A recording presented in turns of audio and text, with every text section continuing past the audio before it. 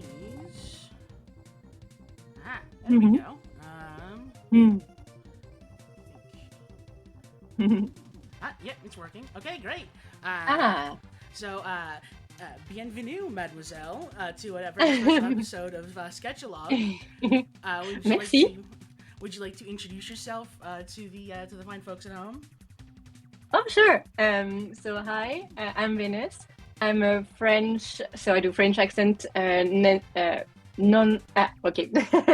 I'm gonna find the right word for this. Non-safe for work audios mainly. I do a little bit of safe for work audios too, but I started and I do mainly non-safe for work on Reddit. And yeah, that's about it. All right, Yes. great. Let's see what here.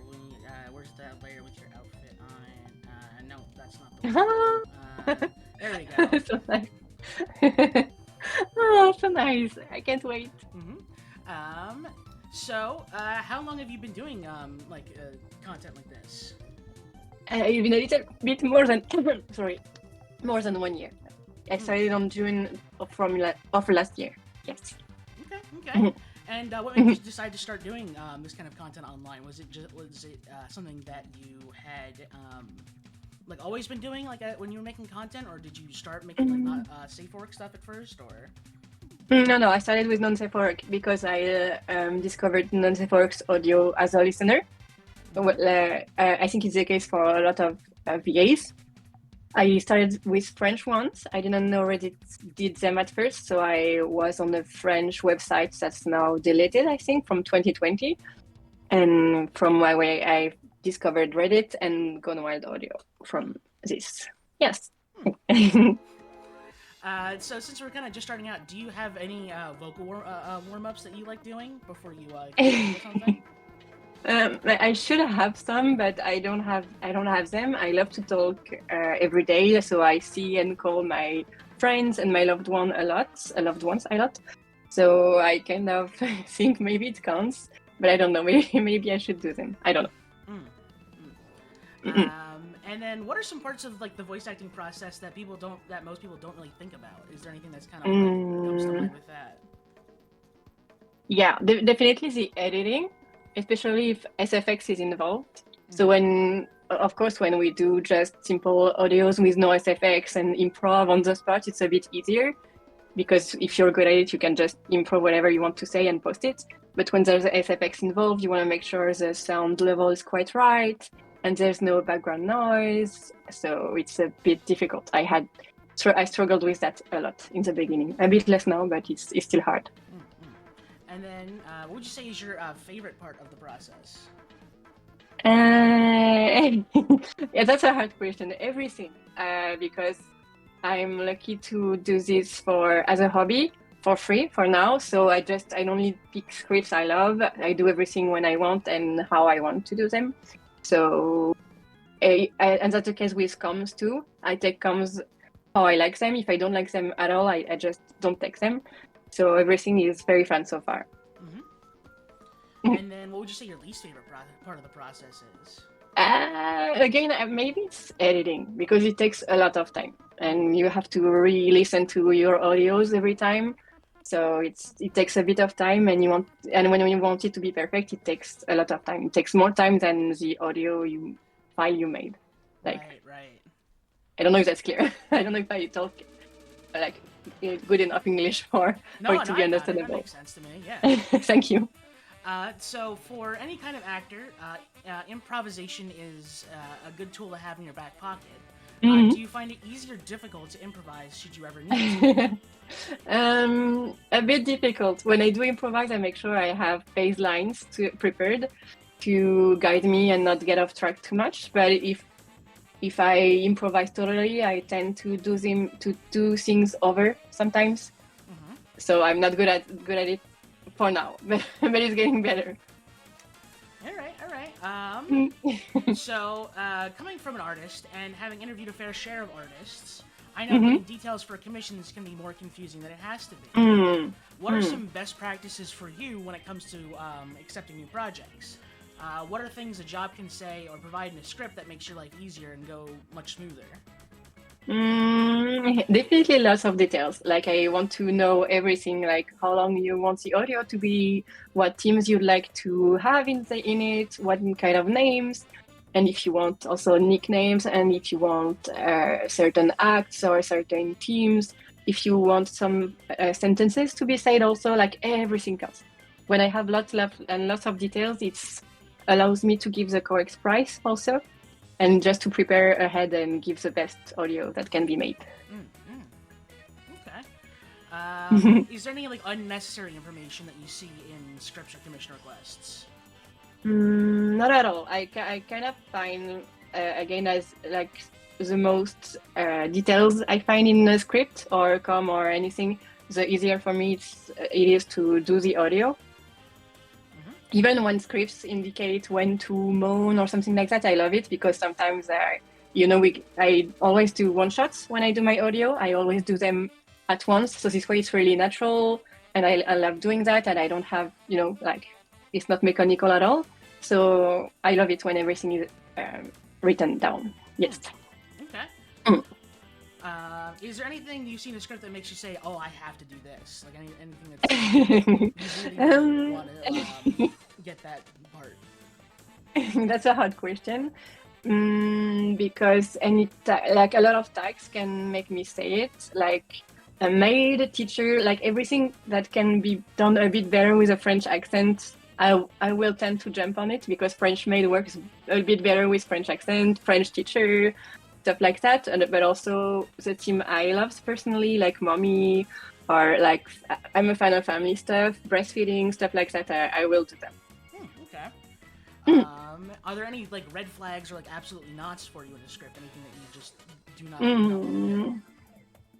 Yes, for sure. It's very basic, but it needs to be said. So no minor, absolutely. So no minor setting, no minor involved, no minor talking to me or like interacting with my content. Like it's the basis for every VAs and everyone out there, but no minor, absolutely. And as for teams, I do not do beast, racial play, and scat and necrophilia because I'm not really comfortable with them. Like I'm not judging at all, but I'm not comfortable with them yet. Right.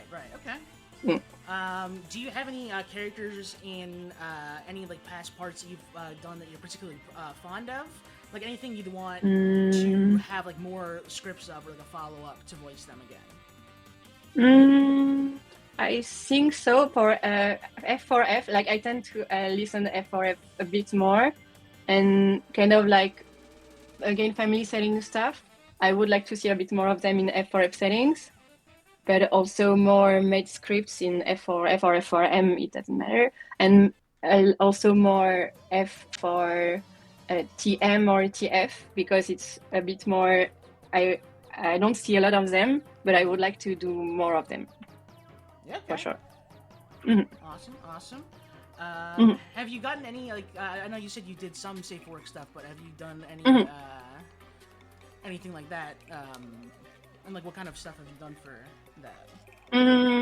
Mostly sleep aid audios, nice kind of audios. I did the meditating audio lately, so any kind of like comfort, nice, and yeah.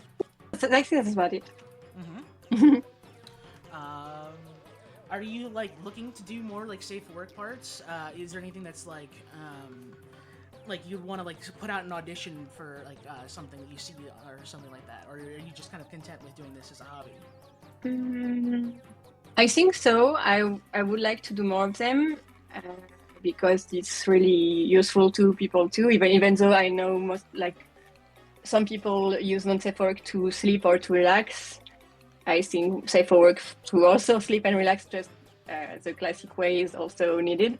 So I would like to do more and maybe more. I think it's called girlfriend experience or something. Audios which are safer works. I would love to do them. I think I haven't done one yet. So yeah, definitely with more time, I would definitely love to. And I tried. Is there anything that you like more about doing not safe work than like safe work stuff? You mean like non-safe work versus safe work? Yes. So definitely the community, because everyone in the community is very nice and open, because we know like the struggles and the questions and like the motivations for us to do this. So I feel we are a big family in the same non-safe work boat. So I really, really love that. And what I don't really like how like most non-safe work stuff, it's really ostracized IRL. Like you can tell your day job or your colleagues or your family that you do that. So a big part of my life is hidden to most people. My friends know, but that's pretty much about it. Right. Yep. So it's a bit hard. But that's about it. And also maybe sorry. Also maybe people who use this to find who use VAs to find sexual partners. Like I don't know if it makes sense, but sometimes people think we are here to constantly flirt with people or to and like for most of us that's not the case. Right. And they don't see some like rarely they don't see us as people, but very rarely happily. So they just sometimes I have received really rude messages, dick pics and stuff like that. So that's not very nice. Right. I was gonna actually. But it's really rare. That's gonna be another question. As a female presenting person who makes content on the internet, do you get that? Yes. That your fair share of a bit. Not every day, of course, but bad messages, yes, sometimes. But when I get them, I just don't respond or I block. So I really don't concern myself with that. But at first, it was really hard when I first started because I thought I had to respond to pretty much everyone. Like when you're new, you want to be nice to everyone, you want to be liked by everyone. So I received some really hard stuff at first, but then I learned to just not respond. It's okay to not respond sometimes. Yeah, of course. So have you worked with folks before on like collaborative projects? Yeah, a lot. I don't remember how much collabs I made. I think maybe 30. Yeah, 30. So with a variety of really, really, really nice people, and I loved it. It's really, really nice to do that because I find it both fun and harder, but also very fun to interact with people because you make friends this way also. So it's really, really, really nice. Awesome. Yeah. Who are some of your favorite voice actors, like both in like not safe for work and also just like safe for work stuff? Give us a couple of shout outs. Shout outs. It's gonna be hard because I would have to say all of my friends, but like we have a common friend I really, really love, Spring. What I call Spring. And like all of my friends honestly are really incredible. They're really nice. So all of my friends I have done collabs with, they're sweet and evil with Emma. There's Mrs. Kids, there's Lurky Dip, there's Efrostar, there's so many people like Purple Juice, Wildflower Phoenix, Sword Disaster, Viper, yeah, a lot of people. I really love everyone I do collabs with. Siren, and End of the World also. So many. Like I don't want to forget anyone, but really all of my friends, everyone I did collab with, are really, really my favorites. And also in the broader game, like I'm really into video games. So I don't know if that was a question, but in the voice acting world, I really love the voice actors for Expedition 33 and Baldur's Gate and The Witcher. So maybe that wasn't the question at first. That was part of the question. But but that's maybe that's considered safe for work. Yeah. So maybe not very safe for work as video games, but I don't know. Right. Yeah. Do you have any grand plans or like big goals for the future? Anything like a dream project you've always wanted to do, stuff like that? So really, really big. I like first. It's not really, really big, but maybe I'll start with being regularly paid to be a VA. But I'm not ready yet because I have to get some legal things in order, see what I can or cannot post, on different platforms, but on the bigger side, I'm working with another VA on an audio hosting platform, just as an alternative to the other platforms, of course. And it will be an app also, so I'm really, really excited for that. It will be an app, and that's why it's taking a bit of time, because obviously for the App Store and for the Google Play Store, it's really, really tricky to get an Unsafe for Work app out there. So it's a lot of work, but I'm really excited because I want to make something nice and free for everyone, and just easy access and that sounds great. kind of something. So I'm really excited for. What's the biggest part you've auditioned for? Any big projects you've already you've tried to get in the past, or has it always just been kind of like a sort of small hobby thing for you for now? Small hobby thing, yeah. I have not auditioned for big things yet. Maybe I will, but for now it's just a hobby thing. Okay.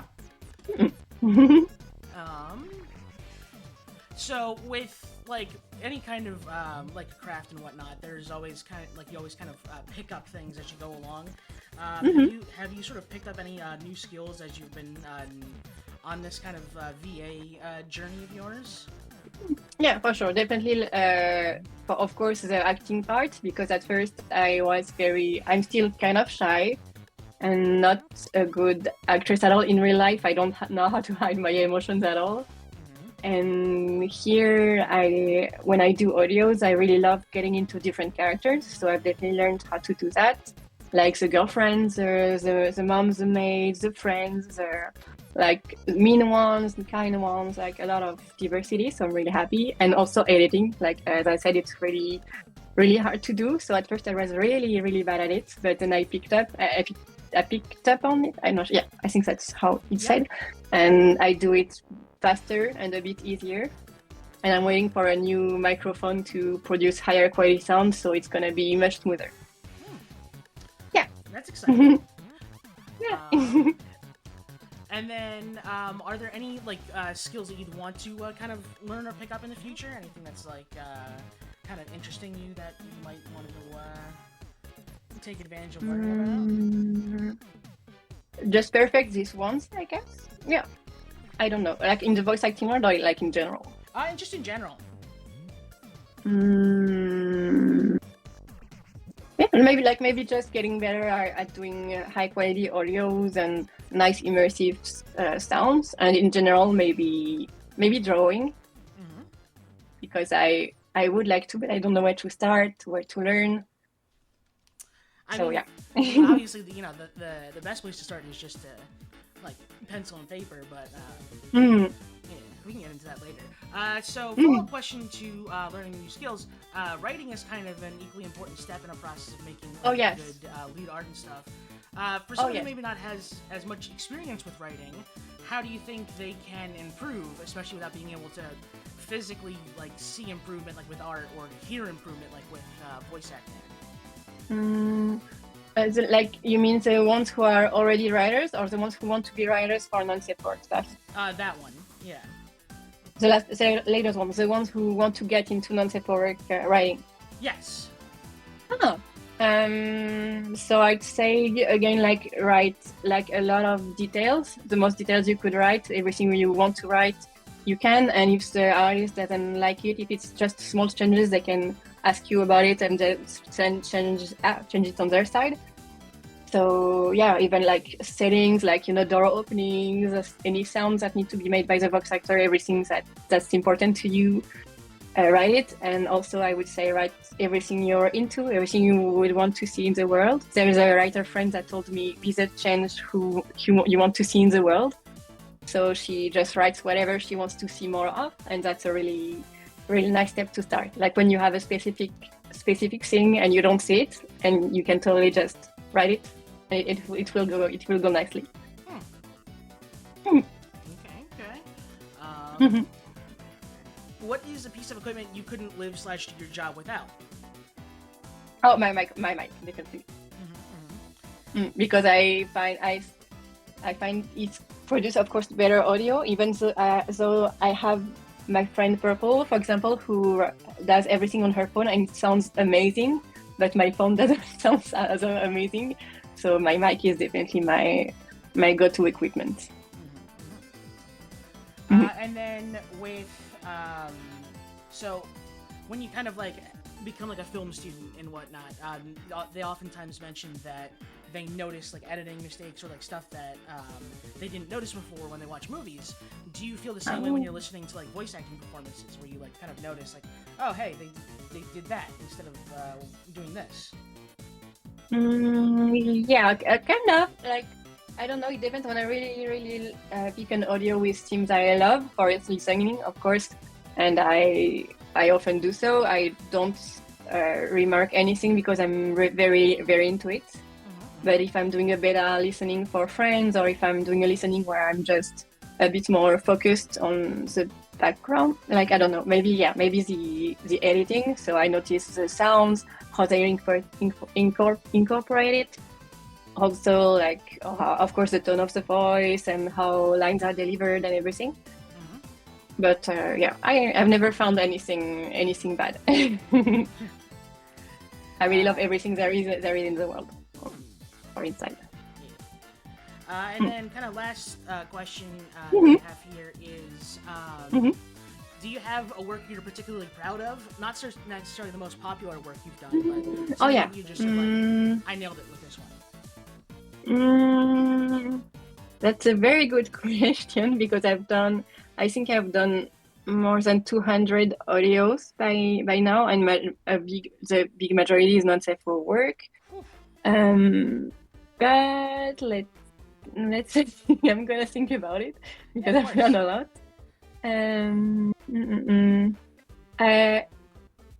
I can think of a few where I had really a positive impact on people, because I've had a few very nice comments.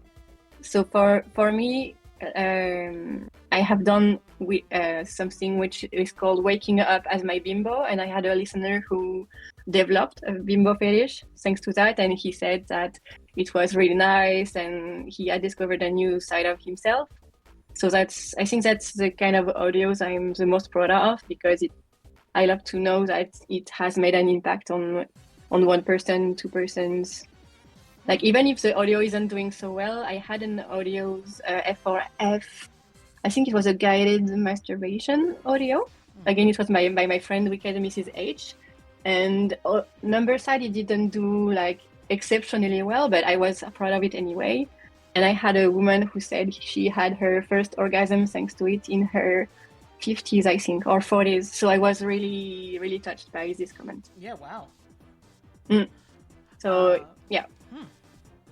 And then, kind of last question. It's not really like a structured question or anything like that, but what's sort of your process for doing like sound effects, like Foley work for things? Do you use like just a gallery for most of your stuff? Do you have?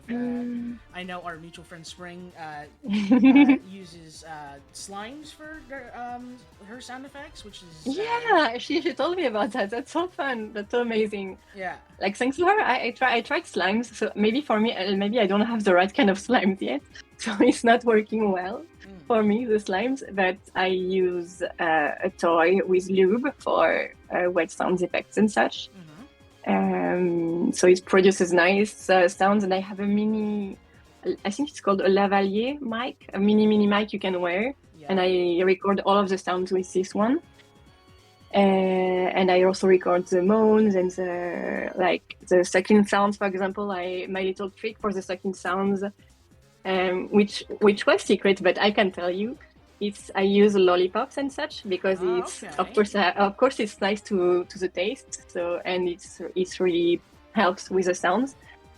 So for this one, so most of the act sounds I love to do them myself, but of course the door sounds, chair sound, and everything, I have a library for that. Like the background sound of a cafe or kitchen sounds and everything I have my library.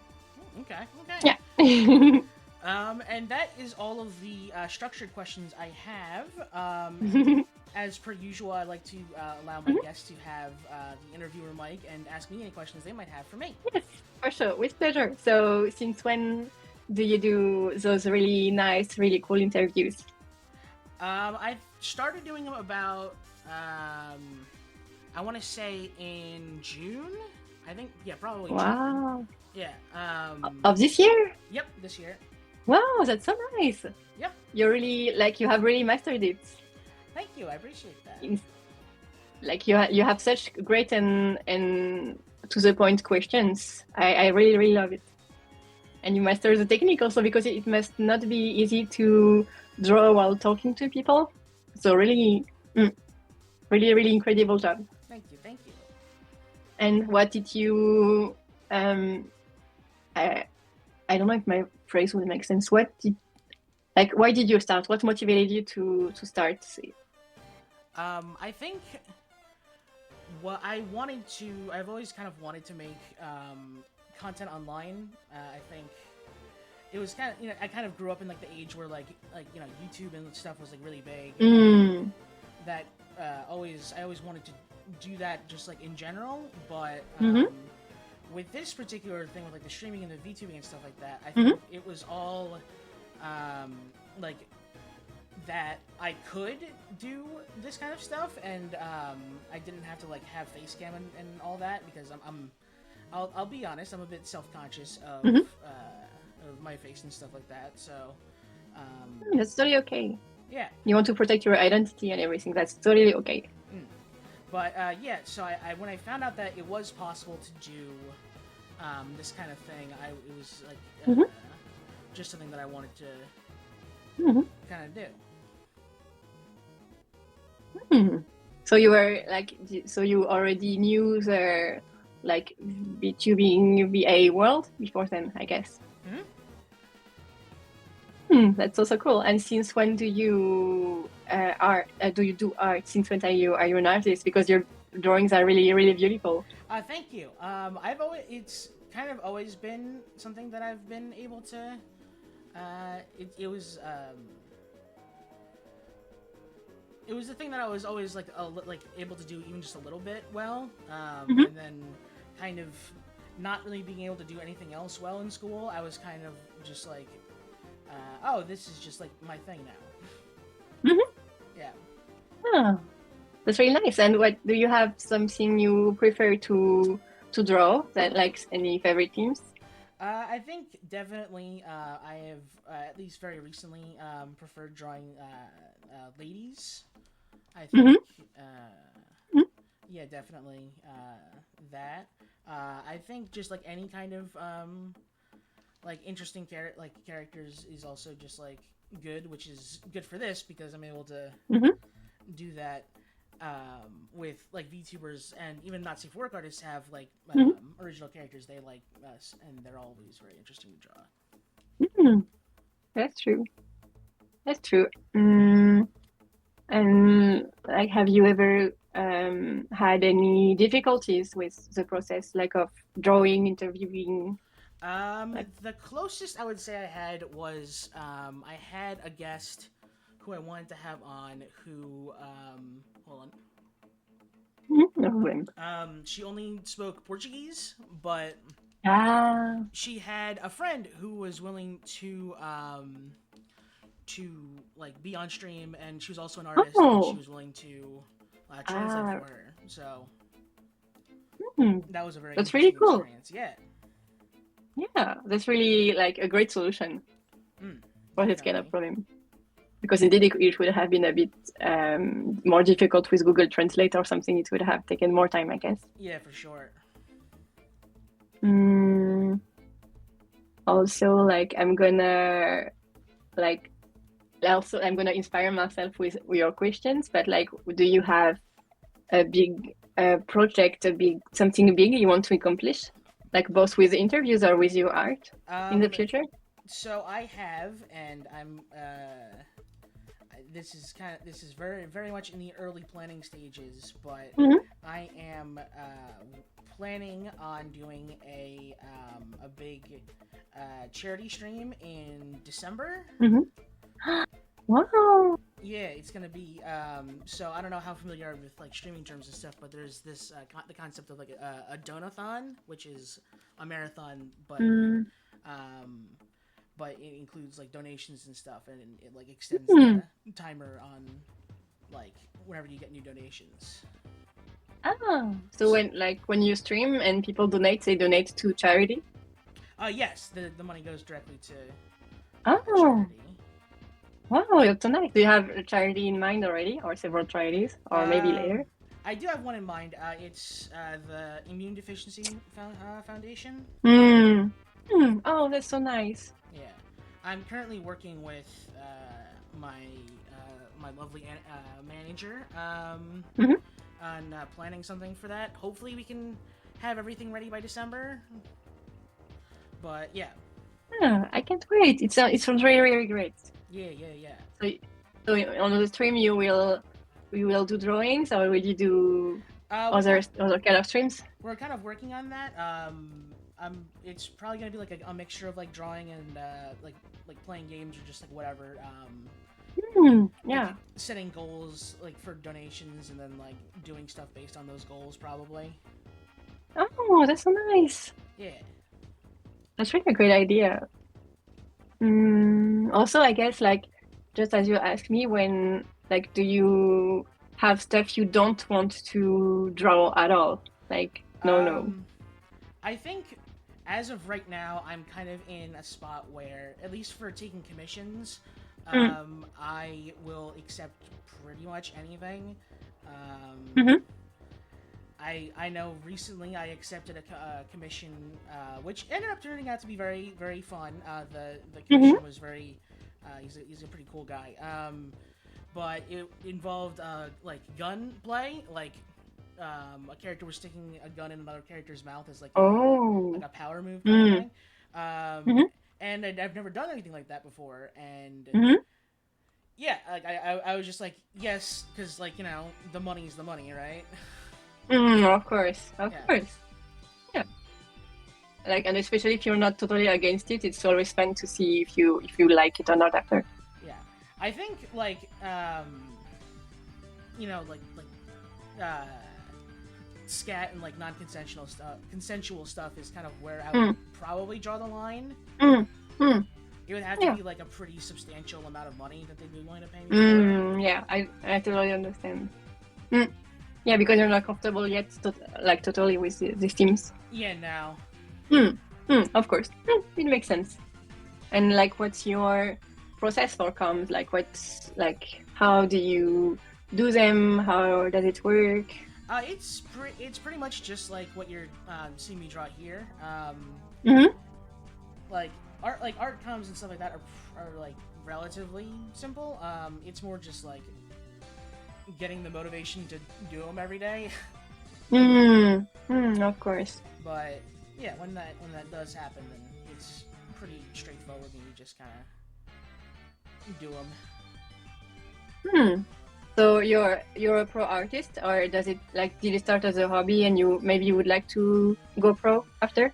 I'd say that I guess in like the literal term of professional, it's I do make money from my art, but it's not like my job. Yeah, totally. So yeah, I certainly would like it to be. I would love to be able to just like do this full time and not have to be at my job, but of course. Yeah. In the future. Yeah, exactly. Do I have other questions?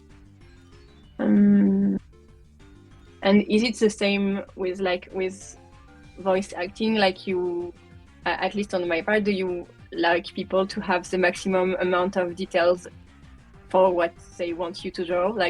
Or do you maybe receive sometimes unnecessary info? I think with it's good to have a little bit of freedom, and I prefer that my clients like at least are like willing to like have a back and forth with me when I'm like as I'm making the commission to discuss it more. But yeah, no, definitely like when it comes to like information in terms of like what the character looks like, where the character is like in space, that kind of thing. Okay, yeah, it totally makes sense. And also, do you have like favorite artists also? Yes, You I do. you admire? For not safe for work stuff, it is absolutely 100% my friend Joey, Mm-hmm. Vanilla Milk, not safe for work on Twitter. Mm-hmm. She is incredible. I love her art so much. I think I have like maybe 3 or 4 commissions from her that I've had so far. Yeah, she's great. In terms Oh, of so nice. actual artist, I think probably the author of My Hero Academia, Kohei Ah. Horikoshi. I think Hmm. he is an incredible artist. I think, especially like his Oh. stuff after he after he stopped like making the manga every week. Mm-hmm. I think that was definitely like he is incredible. Hmm. Yeah. So he's a bit of an inspiration, Yeah, I'd say artistic so. inspiration. Ah, that's so nice. Hmm. Oh yeah, and also like, do you do like more? Say you I, from what I saw, you do more safe for work, but maybe you do more non-safe for work, and I haven't seen it yet. Uh, Do you? I think I have about an equal amount. It's just that I don't Mm. finish my not safe for work stuff very often. Yeah. Which is definitely on me. But Mm-hmm. yeah, That's okay. I think I like doing them equally. Yeah, I'd Mm-hmm. say so. Because Mm-hmm. like on the one hand, I love being able to do this and like do like stuff for the show and just being able to like post it, but Mm-hmm. also just something about drawing sex is like really Mm. I wouldn't say therapeutic, but it's Mm-hmm. it's Yeah. fun. Yeah. No, I see what you mean. Yeah, Like you're able to express kind of like intimate moments, intimate stuff, exactly. I guess. Yes. Oh, yeah. I totally get it. And do you have a part of like the drawing process you don't like, or do you have a favorite part? My least favorite part is probably like shading, like rendering, Mm. because I'm not good at it. It seems really hard, to be honest. Yeah, Like, because I like understand. yeah, they have to figure out where the light source is coming from, and you have to do Mm. a lot of stuff. Mm. Because rendering is also a texture term, right? It's also Yeah, yeah, like it has to be like it's when like the skin and the clothes are shiny, like as you said, where the light come from and how intense the light is and everything. yeah. Like for this brooch, I'm Mm. gonna have to like do like dark Mm. highlights and stuff like that on it, which Yeah, fine with it's me. hard. But yeah, I understand. It's like it's honestly props to you because it seems like a really, really hard skill to master. And what's your favorite part? I think definitely like the sketching part, just Mm. because as you can hold on, let's Mhm. see. My sketches are very like Mm. Mm. a lot of like lines and stuff like that, and I think Mm. the shapes look better to Wow. me because there's that thing of like finding the shapes based off like how many lines there are. Hmm.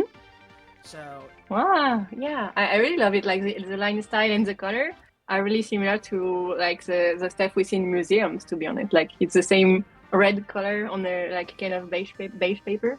Love it. Um, let me think if I have other questions because you deserve to have also your space to talk because you're so nice and so great for doing this. I know you're. It's I mean, really you're the one who's like doing it's me a such a favor cool by initiative. coming on. This is. I It's such a appreciate like this. great initiative. I'm really thankful for that. And I'm very thankful that you came on the show in the first place. But it's because you were nice asking. Like you were really It's thanks to our shared friend Spring, right? Yep, that's very true. She's so sweet, to be honest. Yeah, she's great. She does a lot of streams. Yeah. Also, so she like she masters the art of streaming, just like you. I wouldn't say masters for me, but I do see what you're saying. No, you do. Like you set up the music and you're drawing live and everything is very smooth. It seems like a hard thing to master, to be honest. Because like you have to have, I guess, a software or some equipment for that, right? Yeah, there's software that you can use for like streaming and stuff like that. Was it hard to do streams, to start streams for you? I don't think it was. It's more kind of the thing of like keeping or like I guess growing from streams is a bit more tricky. Yeah, because I streamed for I think about a year before this year. And Wow. only like this year was kind of where I started getting like more like growth with it. Like I think I was stuck at like 26 or something followers until like the beginning of this year. So I have been, Okay. yeah. I have been very fortunate with growth recently. And what allowed you to grow? Like you interact with lots more people. A lot more people. Yes, that's definitely a part of it. I've interacting and being able to like work with people has definitely been a big one for sure. Also, just like doing it more often is another big thing. Yeah. Consistency. Yeah. One of my good friends, Best Brit, said that like there's like a certain amount of like streamers who start around the same time you do, and then as the weeks progress, they just like more and more just fall off and just stop. So if you just keep going, then like even though there are more people starting at like every day, it's also Yeah. Like they start and then they get maybe bored of the technical effects or the difficulties, or they get bored, they get discouraged, they just any number of things. Yeah, I understand. I think we have kind of the same one with VAs. Maybe every kind of artist has seen this. Because at first you start for fun, and then you maybe like, as you said, like you start to see some difficulties, or it was fun, but now it's kind of boring, or kind of a bit more difficult than you thought. Yeah, exactly. So, or maybe like comes up also sometimes. So I guess. Yeah. I think I've seen a chart like of the percentage of people who stay after like 6 months, 1 year, 2 years. And it's like, of course, it's less and less people who stay after 2 years, 5 years, 10 years. Yeah, I understand. And like, is there also like a kind of art you want to see more of in the world? I think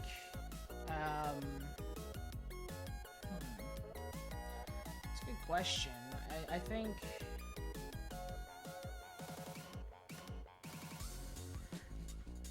I don't know. It's hard to say because I feel like yeah, it's a hard question. Don't worry, it's a hard question. Yeah, it's hard to say because it's a thing of like most of the time people can just make what they want to make, and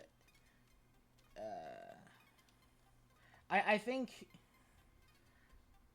anything that I would want to see made is like pretty easy to like find more of. I do know one thing, and I haven't expressed this to her directly because it feels very almost pushy and kind of ungrateful. But I do wish that Spring would make more like safe for work GFE audios on her YouTube channel. Because I get it. They're very nice, and they are. Yeah, I get what you mean. Yeah, but don't worry. She knows it's not ungrateful or anything. Like she knows you, like you're friends, so it's okay. You only have good intentions. Yeah, of course. But yeah, I get what you mean. The girlfriend experience audios on YouTube, or I like maybe they get banned from YouTube, because I think at first I saw a lot of them and now a bit less of them. Yeah, they've been like that. I guess that's a question I've had, but it's more, I guess, focused towards artists. But I guess you have an answer to this. It'd be great too. What do you think about kind of the almost like witch hunt that's been kind of going on with more and more with like not safe for work content recently? I hate it. Like we saw this, like every kind of artist saw this with, I think it was a few months ago, with an Australian group who wanted to ban Visa and MasterCard to ban non-safe for work content. So Patreon got more strict with the rules, I think, and the others too. And well, we have now, at least in France, we still have the censorship on non-safe for work content. So unless I have my VPN, I cannot see it, which is to me insane, because like they say it's to protect the kids, but ultimately we start to see like it's not really the case. Yeah, now. Because when you want to see non-safe for work content, you will find it, because so many websites don't do the age verification process with the ID. Like if you want to find something, you will find something anyway. So at least like I'm so in favor of everything non-safe for work, and the more it's like legalized, the more we can do it safely. Just like I guess IRL non-safe for work. Yeah, exactly. Like sex workers, like it would be so nice if it was legalized everywhere. So this way they would have health protection, they would have like legal protection. Like, so I guess it's the same for artists of every kind out there. Yeah. And like it's a part of life too, non-safe work. So it's a bit sad that we're entering an area and a time of censorship. Yeah. I guess like you agree on this. Yep. So I really hope it will not be the case anymore in the future, and we'll find a way to fight back. But we'll try. But we'll see. Yeah. Because it's like, and also like it's not very like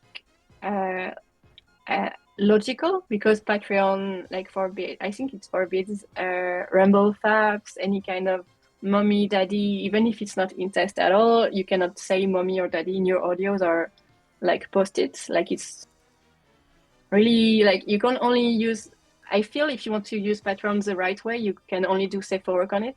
Yeah. Which is kind of a bit weird to me, because often safe for work is the free stuff, right? Yeah, exactly. Like it's so like when people pay, they have specific fetishes, specific kinks, specific stuff they want to see. So if it's banned, it's hard to do it, I guess. Yeah.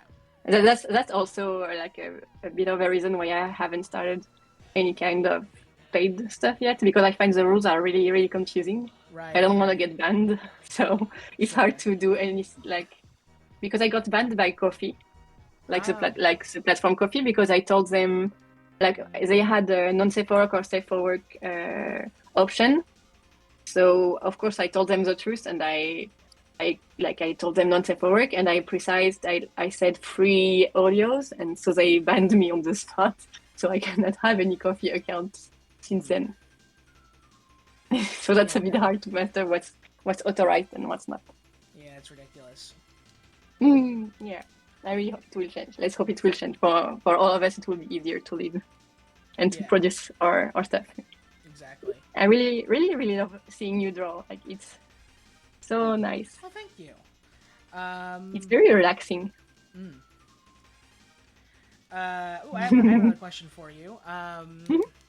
What is your sort of do you like kind of have an idea of what your market is, like in terms of like what their like nationalities are like and stuff like that? Because I know you are French living in France, yes? Yes. Yeah, so like I imagine it's maybe not strange, but like different being a yeah, of course, yeah. Yeah, definitely. It's kind of a niche.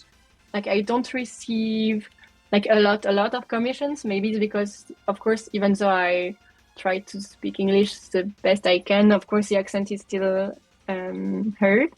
So not everyone is fond of that, which is okay. But when people ask me to do commissions, I love it. So I guess it would be a niche. And I do lots of mommy stuff, so often it's related to that. But yeah, indeed, the French accent is is a big part of the niche. Right.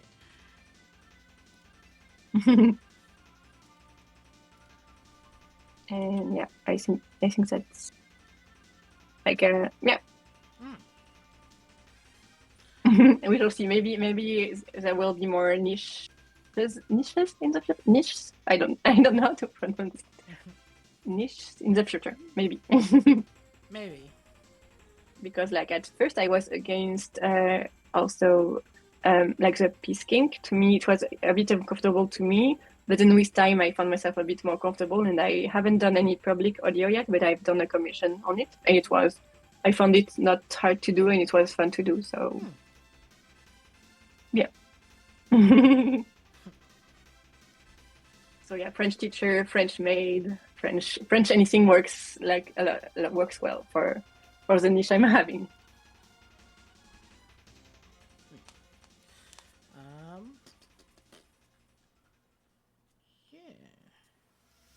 Wow, it's so nice. So happy. Like I really love seeing the process. It's so smooth. You do it so smoothly. I love it. Yeah, I always sound like an ungrateful party host whenever I say this, but now that the questions are over, you are more than welcome to go if you'd like to, or if you'd like to stick around for a bit longer, you're more than welcome to do that as well. No, you're not an ungrateful host, don't worry. Oh yeah, I stay for a bit, and if I have to go make dinner or something, don't worry, I'll tell you and I'll go. Oh, what time is it by the way for you? It's nearing 8 p.m. And for you, I guess it's 2 p.m. nearly, right? That's correct, yeah. So you still have the whole Saturday ahead. That's correct. That's very nice. Yeah. Do you plan to relax a bit after the stream? Yeah, definitely. Or maybe go out, walk a bit, or... I before this, kind of when I was last month and the past couple of months, I would do multiple of these shows in a day. Wow. It was not a good idea. I definitely shouldn't have been doing it that way. Mostly because I wouldn't get more than a couple of either I don't know what it was, but one of the streams, it didn't matter which one, but just one of them would always get way more viewers than another one would in a day, which was very strange. I didn't know why that was. But, yeah. Yeah, so it was also I was just exhausted by the end of it, so I I was just forget this. I'm just gonna do one a day, which is why I'm now scheduled out. No, it's good. November. Yeah. Oh, exactly. Yeah, it's good because even for you, you can rest a bit more and be have your head much more clear, because I guess both starting and drawing when you do several hours of this per day, it's a bit tiring, right? Yeah. It's really incredible you're able to do this, because it asks for a level of multitasking that is really, really high. Oh, this is I would say it's a bit of easy street for me compared to trying to make conversation on my own.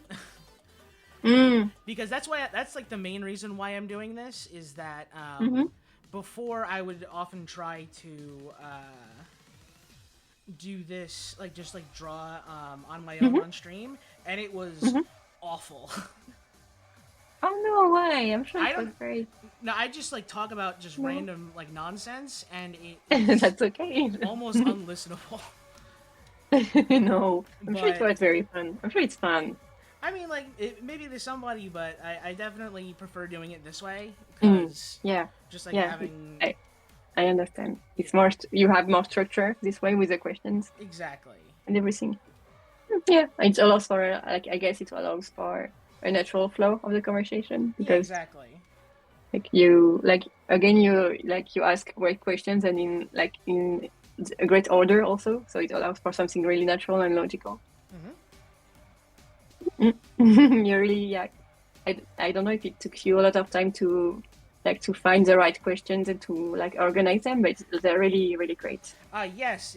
I mean, not to brag or anything, but this is. Oh, you can brag. It's been I've been working on these questions like a lot.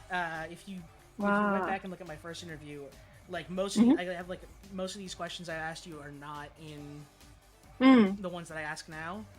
Yeah. Like I'm sure that there are a couple that are that I didn't ask Spring when she was on. I'm sure. Of course. Yeah. So it's. Yeah, I get it. It's like, and again, like you interview different kind of artists, so it must be hard to know which questions to ask because the words are so different. I guess, like the writers, the VAs, the VTubers. Yep. Singers, maybe like other and drawing artists. I guess you know them more since you are a drawing artist too. Yep, and also I've also like asked my guests afterwards like what questions they'd want to ask. That's actually a great reminder. Spring actually had a question for you that I stopped by her stream earlier and asked her if she had any questions for you. And she asked first, are you a fan of like baking? Baking, yeah. Yep. And then she is too, right? Yep. And then the and are you a fan of baking? I enjoy it. I don't get to do it as often as I'd like to, but when I do, I enjoy it. And the second question is, what is your favorite French like baked good? And croissants do not count. No, croissants are hard to make. So to make them, like I've never made them because they're really hard to make. But to eat, it's something really like specific. I don't know if it's French or not, but here it's called. They have shops all over France. It's called merveilleux. So it's a cake, like a mini cake with basically it's cream and soft biscuits, and then on top you have a bit more cream and chocolate sprinkles. Like I will try to to give a picture, like to send you a picture in our conversation later so you can see how it looked like. Yeah, of course. But it's really creamy, it's a bit chocolatey, so it's really my favorite. But I don't know if it's French or not. I know it's a French brand, but maybe you also have the same kind of cake with a different name. But also for the more simple stuff, pain au chocolat is like the chocolate bread is really a hit. Pain au chocolat is like classic, and at breakfast it always feels like it's always delicious. But also it's also a bit hard to make. So when I bake, I don't bake French stuff because like again macaron, croissant, and pain au chocolat are really really hard to make. So I just make cookies. I just made my attempts at macarons before. Wow! And how did it go? It seems so hard. It went okay. They're gluten free, so I make them for my family sometimes. And nice. Yeah. Wow! It must have taken you lots of time because you need time for the baked good to rest, and you have to have them on the correct size and correct shape. Yep. It's hard, no? How did you find it? I don't remember what the recipe I used was, but it was certainly not an easy task. Of course. Where's the flavor of the macaron? Flavors. I did chocolate for the actual cookies, and then it was actually a buttercream for the inside. Yeah. Oh, sounds very nice. I bet you and everyone loved them, right?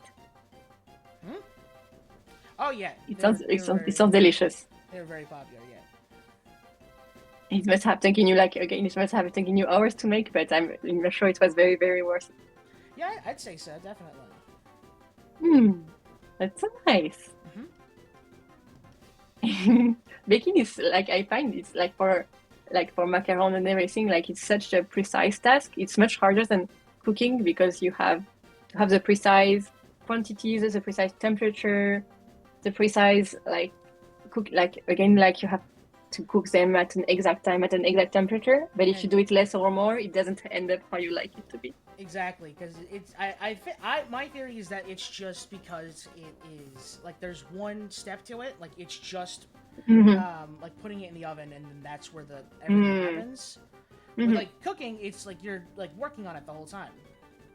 That's right. Yeah. Yeah, that's true. Like I guess you have also these shows, like the cooking shows. Like I guess it's just like us. You have two versions too. We have the cooking show and the baking show. I know of we have a whole network of cooking shows, but I think I know what you're talking about with. In France, it's Le Meilleur Pâtissier, so we have the baking show, and we have Master Chef, which is the cooking show. And you can see on the baking show that it's really hard because they have special thermometers for chocolate, because the chocolate needs to be at an exact temperature, because otherwise it will be too liquid or too hard. Like it seems so precise to bake comparing to cooking, where when they cook they don't do that usually. Exactly.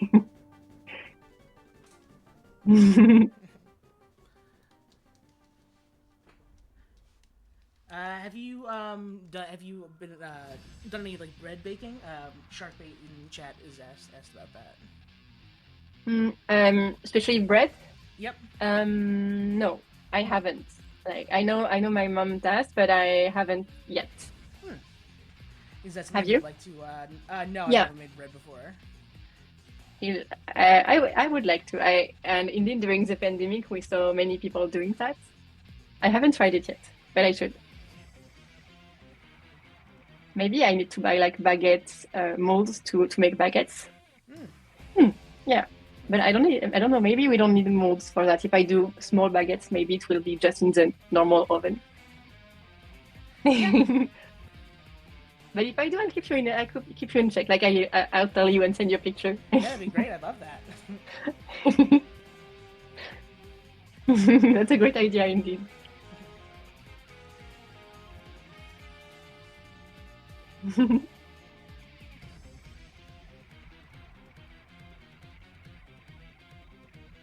I love the music.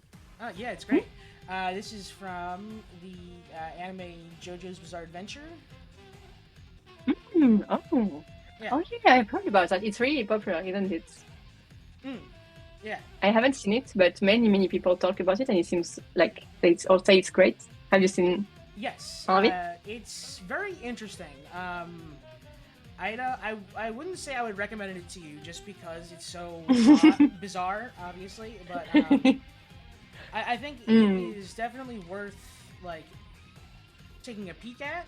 But yeah, it's very strange. Yeah, just like to get a feel of it, I guess, right? Of the themes and how it's done. Yeah.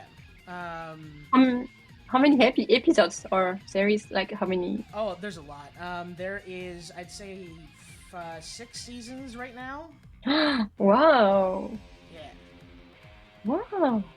Like, and it's currently still running? They're making the new season, like they're making it now. Wow. Wow. So it's really recent too. Like if it started a few years ago, I guess, and still running. Wow. And was it a manga at first? Yep. Very long ago, actually, around like the 80s when they first made it. Wow. Have you read some of them or all of them? I have read some, but I would say the anime is definitely worth watching over the manga, just because the art is a bit more like easy to digest for sure.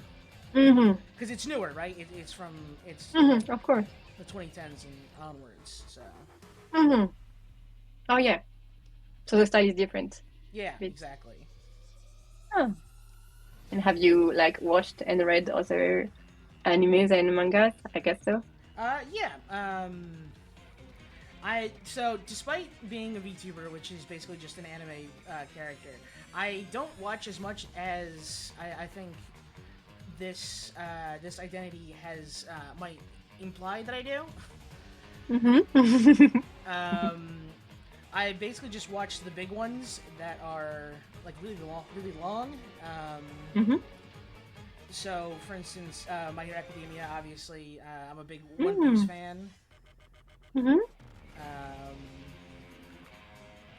it's like a lot of the big long running ones, but nothing that I've like. I'm not like caught up on the stuff that's coming out more recently. Mm. Oh, yeah, because it must be hard, no? Because a lot of stuff is coming out every day, so you can't keep track of everything, right? It's like sports, you know. I just can't keep up with all. Yeah, I understand. So you know the classics. Yeah, exactly. I know the but big you don't ones. know the new stuff. It's important. Because some have like a lot of mangas, because like One Piece and Naruto and everything, lots and lots of books made. Sorry, you might be wondering why I'm covering you with red lines and everything like that. But I guess it has something to do with rendering. Yep, it's so I can see where the shadows are because it's a high contrast color on you. And so it helps me to visualize where I need to put the shadows when I actually put the shadows on. So I can demonstrate it right now, actually. And then. Okay. Yeah. Mix. How do you like? And how do you know where the light is coming from? Like, I've kind of chosen that like the light's coming from this way. Mm-hmm.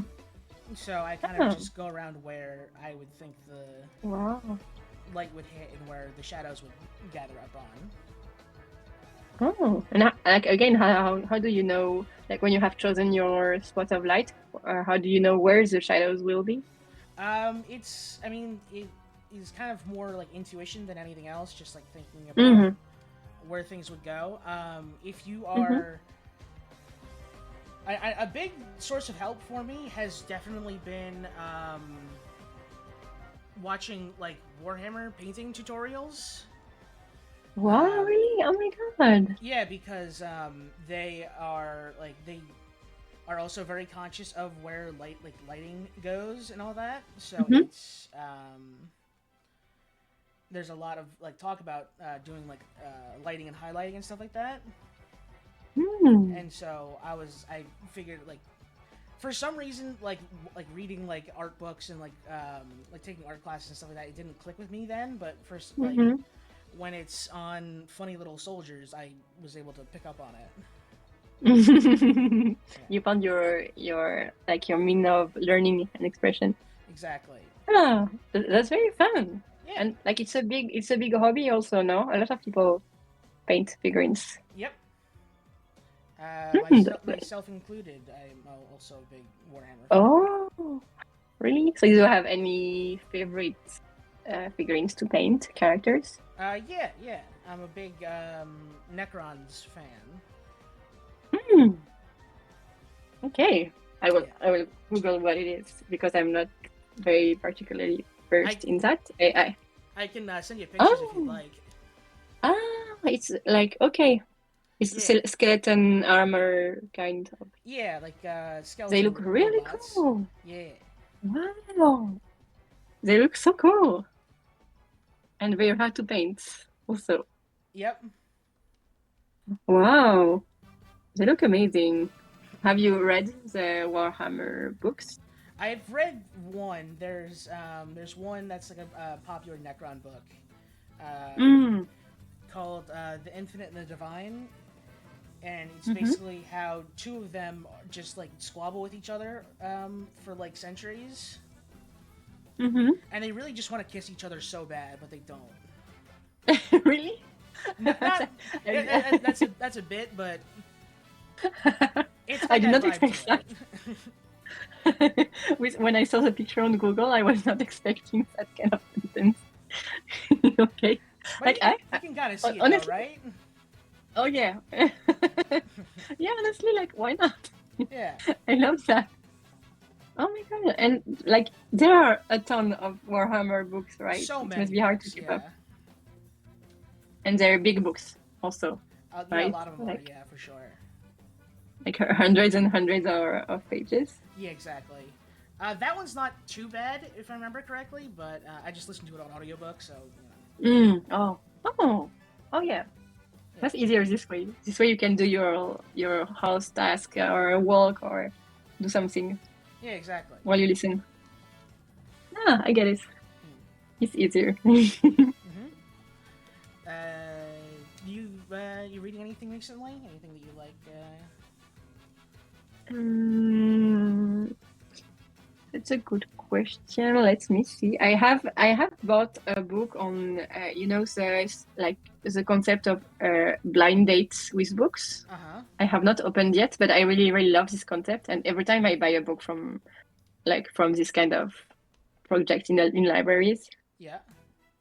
like when you can only see like two or three teams and that's it. I really love the mystery of it. But oh yeah, recently I have read For Small Creatures Such as We from Sasha Sagan. I didn't know about it, but I kind of have, like most of us, a fear of death and everything death related. Like it's a big tough subject for me. So I typed that like on Reddit, like fear of death or something, and what to do and what with book to read to help with that. And this book like is really really nice to help with that. Like it eases this fear a lot, and it helps to put things into perspective a bit. Like, and it's about the rituals in our human lives that we find, like for births and celebrations and anniversaries and birthdays and weddings and like stuff like that. Yeah. Like there's the rituals as humans that we do to like I don't know how to say it, to put a little like pin on life, like that's where my life is right now, and I should celebrate it. And it's really nice because it's really positive. Like I don't want to dive into a book which is very negative, really heavy, and this book is really nice. Like it helps you see that somehow we're all tiny little creatures in the galaxy, and we're just doing like the stuff we like and the stuff we can to just live our lives, and that's about it. So it's a really nice book. It's really well written and easy to read. Interesting. So that's the one I read last year. Yeah. Yeah. So for anyone who also has this fear, it's also very useful. But sorry, you were about to say something. Yeah, I've been reading a lot of Poirot books actually. Oh. Yeah. I that's so nice. Yeah.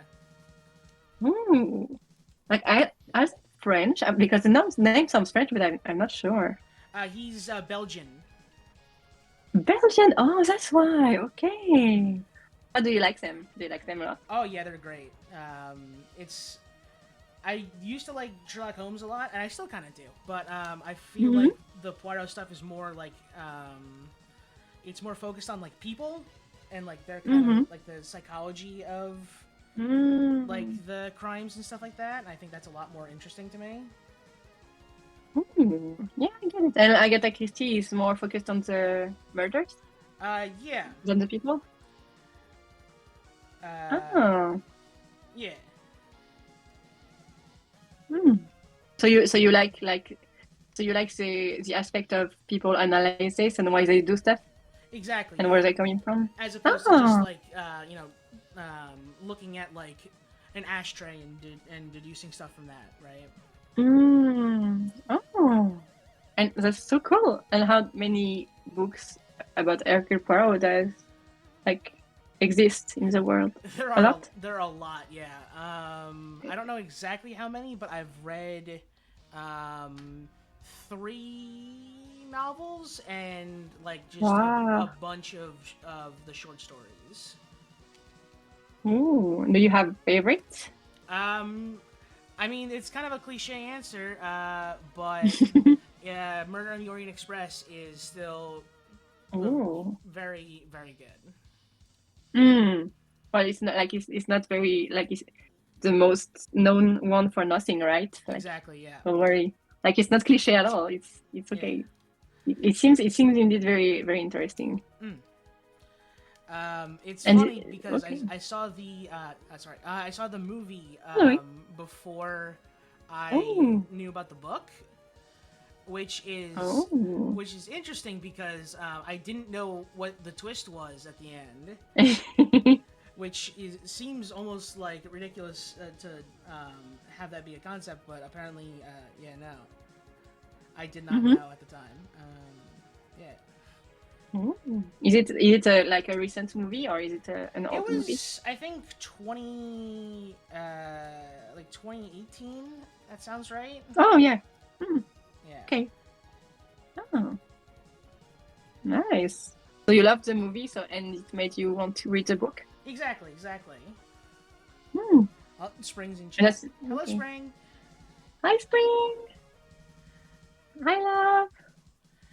But yeah, the movie definitely made me wanted to read the book. Hmm. And from the one you read a lot of Hercule Poirot, right? Or Yeah. that or did you know Hercule Poirot before the movie? I think I've heard the name a couple of times, Mm. but Mm. I didn't. Yeah, no, I wasn't like familiar with Mm. that. Yeah. Mm. Mm.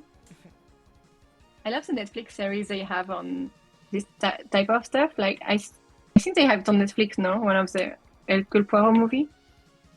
It was it on the Nile or the train? Like on the. There's Death on the Mm, Nile. I think there's. that's Yeah. from him, right? The Murder on the Nile. I Yeah. don't know how it's called. Hmm. But Yeah. it was indeed a really cool movie. And do you like also the movies Knives Out and Onion? Glass Onion. Glass Onion, yeah. Do you love them? Yeah, I think they're pretty good. Hmm. Yeah, But you don't love them as much as yeah, Hercule no, Poirot. I think. Uh, yeah, I think Poirot's just he's got a special place Hmm. in my heart. Yeah. I understand. Like, are they planning to make any more Hercule Poirot movies? I do not know. They made one I think a couple of years ago, and Mm-hmm. it was well. First they made Death on the Nile, which was not great, and then they Mm-hmm. made A Haunting in Venice, which was very good. Mm-hmm. And I don't know what they're doing with another one, if they are doing another one. Mm-hmm. I'm like, who knows? With Hollywood, it's all a nightmare. Mm.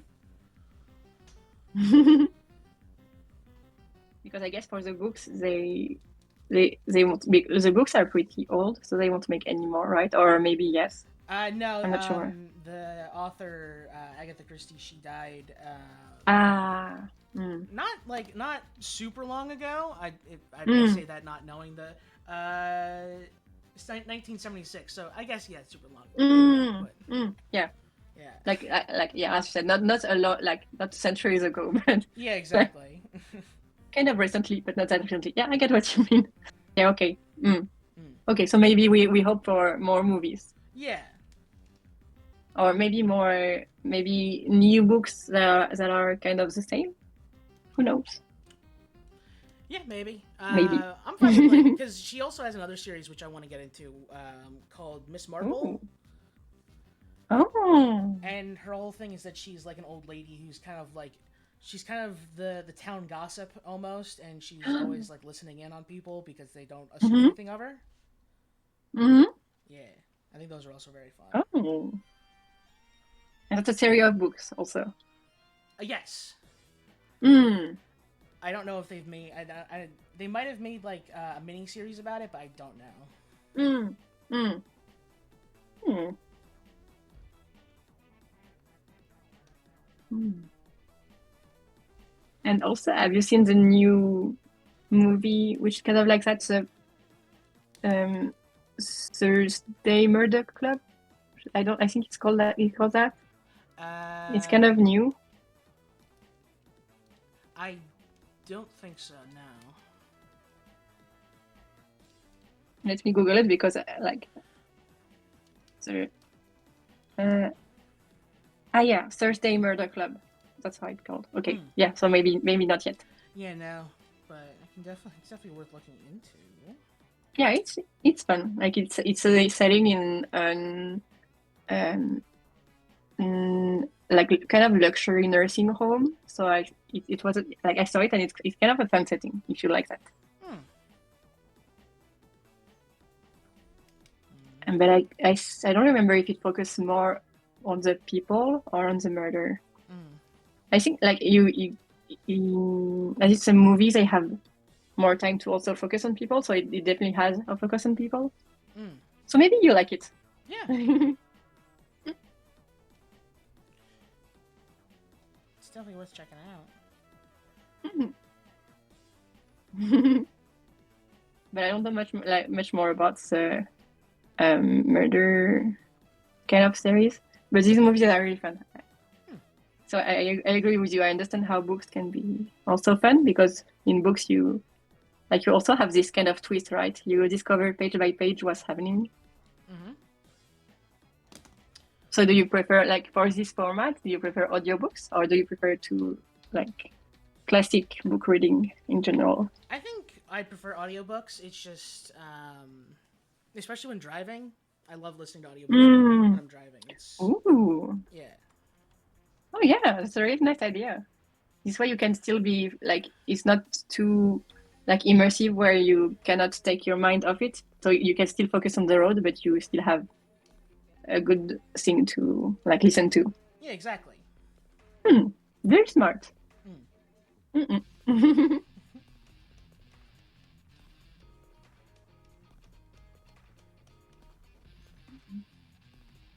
I really, really love seeing the progress. Like, oh my God, you're so good at it.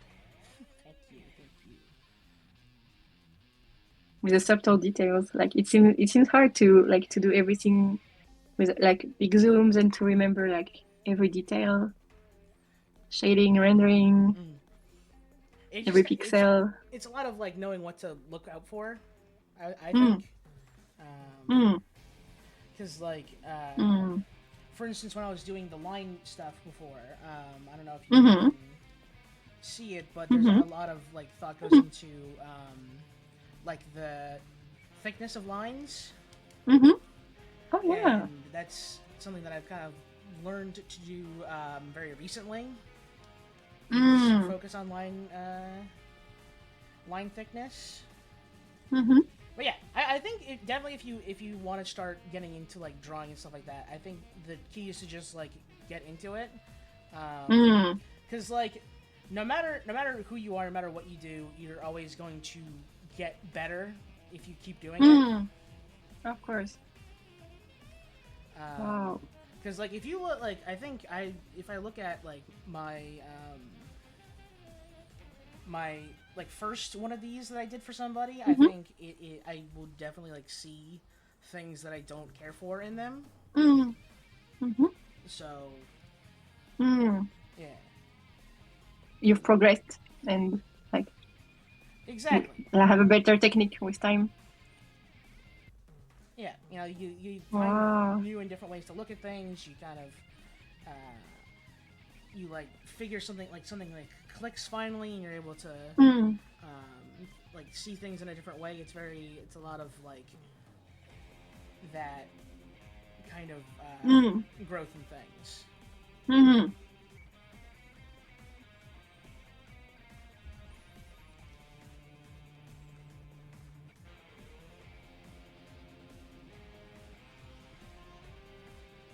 Country ambience, cowboy ambience, like it. But I think I'm willing to call it on that if you like it enough.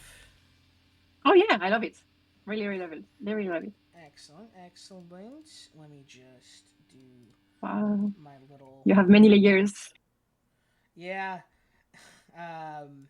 This isn't even like the worst example of like many layers, because I've had drawings that go into like the hundreds of layers before. Oh my god! Which type of drawings ask for Uh, 100 of layers? it was for one of these actually, but I definitely shouldn't Mm-hmm. have made it like that. I have learned my lesson on drawing like stuff for the show, to do something a bit more like quick, so that I can actually finish them on stream. Mm-hmm. Yeah. Let's see here. What do I want to do for the background? Let's go with a solid white here. Mm-hmm. Let's see here. Just looking up something really quick. No, kind of like that, yeah, and then something like that. No. Wow.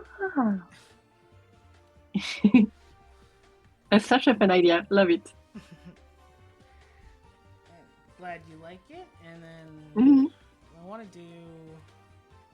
Nah, I don't like that. I'm just gonna go with white. Mm-hmm. Looks incredible. Yeah. Wow, it's like you spend so much time on it, and with the technique and everything, I love it. Thank you very much. Thank you for doing this. Like, if you like, as per tradition, I also like to allow my guests to plug anything that they have for like anywhere like people can find you, like your social medias and stuff like that. So you have the floor. You're more than welcome to go for it. oh, thank you so much. Well, I'm mainly on Reddit, and there's this same name, Vénus de Velours, and also on Twitter, and again the same arrobas at. Yeah, I think it's the A, Vénus de Velours, same. And yeah, mostly Reddit and Twitter. I'm also on Blue Sky, but a bit less. But yeah, Reddit, Twitter are the most used. Yeah, sorry. Like with time, I tend to lose a bit of proper English. Wow, I really love it. I really love like you even did shading and rendering for the French flag. I love it. It's incredible. I can't wait to share it. So I'm very allowed to share it, of course, on Twitter. Of course, yeah. Ready. Yeah, I'll send it to you over our chat. So. Yeah, sure, no problem. Yeah. You have Twitter, right? I think that's how. Yep. Yeah, that's how we found each other, right? No, or maybe. Yep. Ah, yep. Hello. Okay, this way I don't lose track. Yes. Yeah. Yeah. So merci beaucoup, mademoiselle, for coming onto the show. Thank you. And thank you. Yeah, we can pick someone to raid into now. Who's online? Have you learned French before, since you speak it well? Yes, I took French in school. I was not very good at it, but I've also Poirot speaks a lot of French in the books, so I've picked up. No, you are good at it. The words you pronounce are pronounced well. I think we will toss you guys into Brit's video. He's playing stream. He's playing Persona 5 right now. So be sure to give him your best. And yeah, this has been Sketchalog. Yes, it has been a pleasure. Thank you so much again. It has been so great. And thank you. I really love this format. I really love. Yeah, and thank you for coming on to me and asking me to do this. Like, otherwise I would have been too shy to ask, I think. I'm really sure I would have been too shy to ask. Well, of course. So thank you for asking. Definitely. Okay, sending them into the raid now. Mhm. Okay. But yeah, you're more than welcome. Well, that's what a raid is.